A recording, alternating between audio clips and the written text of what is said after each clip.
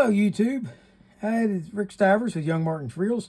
I was going to do a video on this reel, but it seems that they used steel screws instead of stainless steel screws in this reel, and everyone got the head rusted off of them. I don't know if I could fix this reel or not, but since the screws won't come out, I'm pretty sure that I can't. So this is the first Tsunami reel I've ever gotten my hands on. It's not what I would call a high quality reel by any means. It does wind. Let me back this out a little bit. It does wind. Let's see. Yeah, the handle is really good. Well, let's see, it's loose, so that's might explain a bit of it. Let's give it a better chance.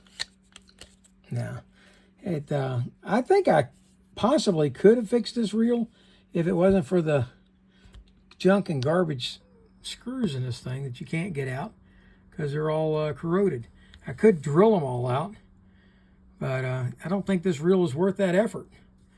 So we're going to call this a fail. I don't know what kind of situation this reel's been involved in. But I'm not going to put that kind of effort into trying to get it fixed. The handle is gummed up. It doesn't want to turn. I'm going to call this guy a fail.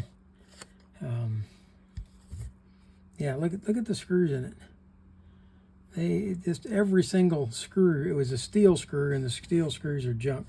So what I'm going to do is I'm going to take the handle off of this in case it could be used on something else. And I'm not even going to try to salvage the spool. I really would like to get in there and see what the crosswind block looks like, because I do need a crosswind block. So I may destroy this to get it apart.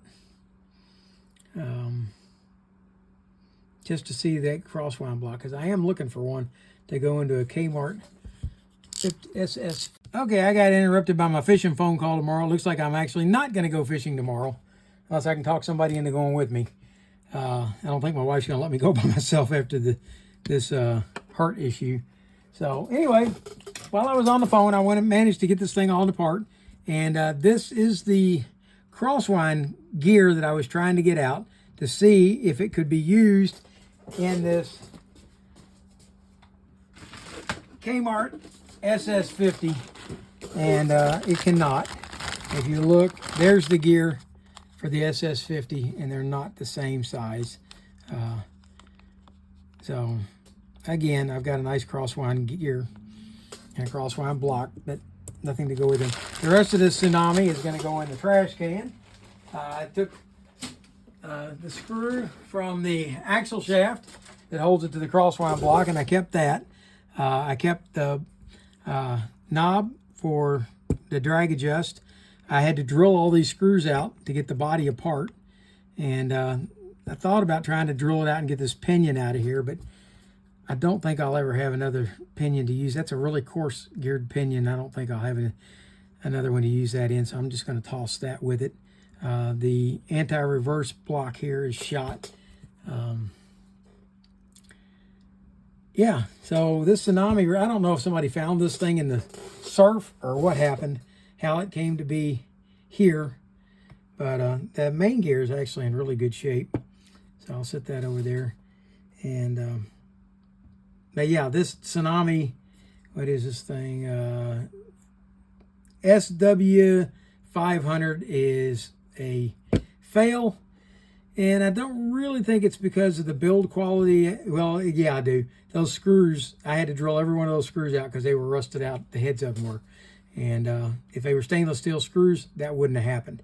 If all these screws were stainless steel screws, I could have gone ahead and taken this apart. I could have replaced this bearing.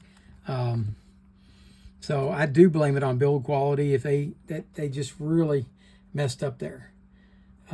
They actually used paper drag washers in this. Instead of felt, they were paper. And the paper just disintegrated. I've never seen paper used before. And yeah, we're going to call this a fail, folks.